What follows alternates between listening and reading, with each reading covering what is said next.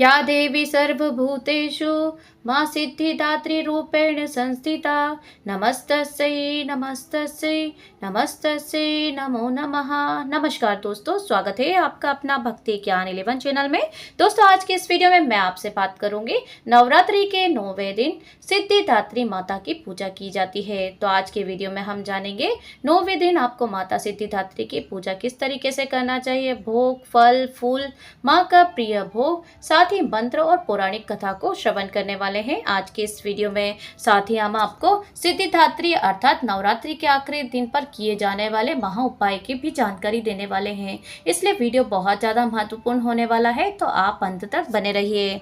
तो देखिए, शारदीय नवरात्रि अर्थात 2024 में समाप्ति की ओर है और माँ नवरात्रि के 9वें दिन माता सिद्धिदात्री की पूजा आराधना की जाती है और नवमी को ही रामनवमी भी मनाई जाती है।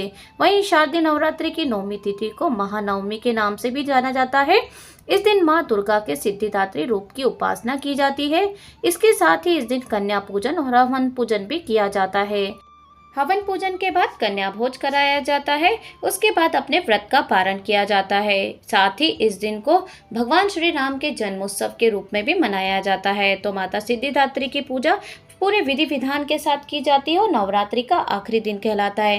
तो चलिए अब हम जान लेते हैं नवमी तिथि की शुभ तिथि और मुहूर्त के बारे में। तो देखिए, 11 अक्टूबर को नवमी तिथि प्रारंभ हो रही है। दोपहर में 12:06 के बाद से नवमी तिथि का प्रारंभ हो जाएगा और 12 अक्टूबर 2024 की सुबह 10:58 तक ये नवमी तिथि रहेगी। अर्थात आप अगर 11 तारीख को कन्या भोज कराना चाहते हैं तो 12:06 के बाद कन्या भोज करा सकते हैं। बड़ा उत्तम समय है। अगर आप 12 अक्टूबर को कराना चाहते हैं नवमी तिथि में तो भी आप करा सकते हैं, लेकिन इसके लिए जो समय हमने आपको बताया है उस समय के अंदर ही आपको कन्या भोज कराना होगा, क्योंकि बाद में 12 तारीख को दशहरा लग जाएगा। तो आप इस दिए गए मुहूर्त के अनुसार आप कन्या पूजन कर सकते हैं और नवमी तिथि का भी पूजन कर सकते हैं। अति उत्तम मुहूर्त होगा। अब हम जानेंगे माता सिद्धिदात्री की पूजा विधि। नवमी के दिन ज़्यादा देर तक सोने से बचना चाहिए। इस दिन सुबह जल्दी उठकर स्नान करके माता जी का पाठ करें। अगर व्रत नहीं भी कर रहे हैं तो जल्दी स्नान करके पूजा पाठ जरूर करिए।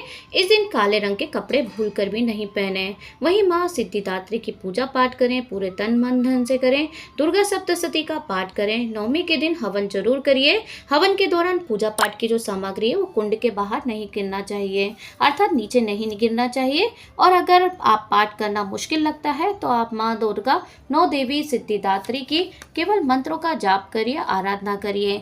इस तरीके से आपको पूजा शुरू करने से पहले देवी सिद्धिदात्री का ध्यान जरूर करना चाहिए और उनके मंत्रों का जाप करना चाहिए। फिर माँ को फल, भोग, मिष्टान, पांचों मेवा, नारियल आदि चीजें चढ़ाएं। उसके बाद माता को रोली लगाएं। इसके बाद दुर्गा चालीसा और सप्तशती का पाठ करना भूल कर भी नहीं भूलें।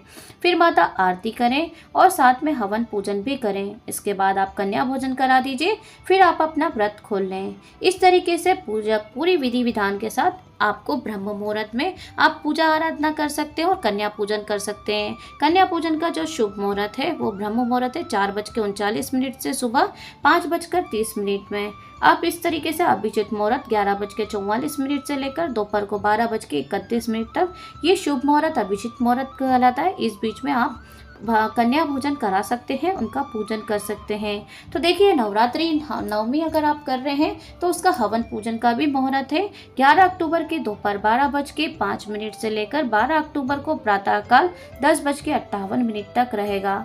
आप इस बीच में अगर आप सुबह मुहूर्त के अनुसार आप पूजा कर रहे हैं तो उस समय पे आप हवन कर लीजिए। अगर आप शाम को कर रहे हैं तो वो भी आप कर सकते हैं। शारदीय नवरात्रि का 9वां दिन अर्थात सिद्धिदात्री को समर्पित होता है। सिद्धि देने वाली देवी को सिद्धिदात्री देवी कहते हैं। माँ दुर्गा का ये स्वरूप भक्तों के अंदर की बुराइयों और अंधकार को दूर करने के लिए जाना जाता है। तो अब हम जानेंगे माँ नवरात्रि की 9वीं अनुष्ठान की विधि। तो माँ सिद्धिदात्री की पूजा जरूर करिए। इस दिन कन्या पूजन करिए, हवा पूजन करिए और व्रत का पारण कर लीजिए। नवरात्रि महानवमी हवन पूजन। तो नवरात्रि की 9वीं तिथि पर हवन पूजन का विशेष महत्व माना गया है। इसे चंडी होम के नाम से भी जानते हैं। माँ दुर्गा के भक्ति इस दिन की पूजा के बाद हवन का आयोजन करते हैं। हवन के बाद कन्या पूजन करके व्रत पारण किया जाता है। तो चलिए अब हम जानेंगे नवरात्रि की 9वीं तिथि की व्रत कथा।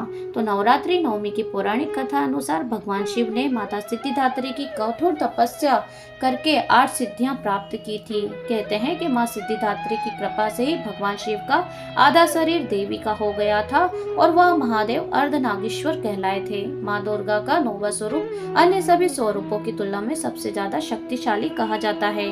ऐसा कहा जाता है कि माँ दुर्गा का यह स्वरूप सभी देवी देवताओं के तेज से प्रकट हुआ था। माँ सिद्धिदात्री ने दैत्य महिषासुर का अंत करके सभी को इसके अत्याचारों से मुक्ति दिलाई थी। तो इस तरीके से माता की पौराणिक कथा समाप्त होती है।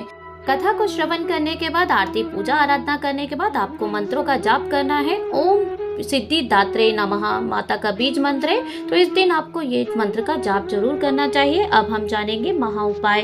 तो इस दिन आपको महा उपाय जरूर करना चाहिए। देखिए, 9वीं तिथि के दिन आपको 4 बत्ती वाला दीपक जरूर जलाना चाहिए, जिससे कि बीमारी छूमंतर हो जाती है।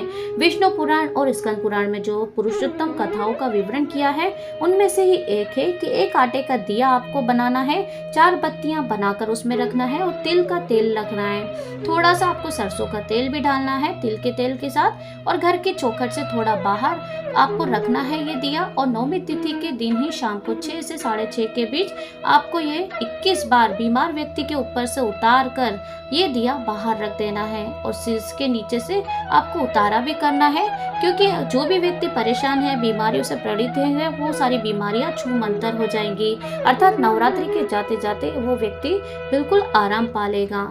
तो नरसिंह भगवान का स्मरण कर, ये शारदीय नवरात्रि का नाम लेकर जो व्यक्ति उतारा कर रहे हैं, जो परेशान है, स्वास्थ्य संबंधी परेशानी है, उसका नाम लेकर, गोत्र का नाम लेकर 21 बार आपको उतारना है उस पर से, और घर के चौखट से थोड़ा दूर जाकर बाहर उस दिए को रख देना है। वो व्यक्ति ही की सारी बीमारियां खत्म हो जाएंगी और बीमार व्यक्ति स्वस्थ हो जाएगा। तो इस तरीके से आप यह महा उपाय जरूर करिए।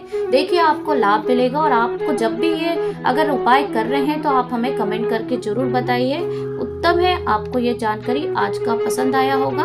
तो इस तरीके से माता सिद्धिदात्री की 9वीं के दिन पूजा आराधना करिए। सच्चे दिल से क्यों ही प्रार्थना माँ जरूर स्वीकार करती है।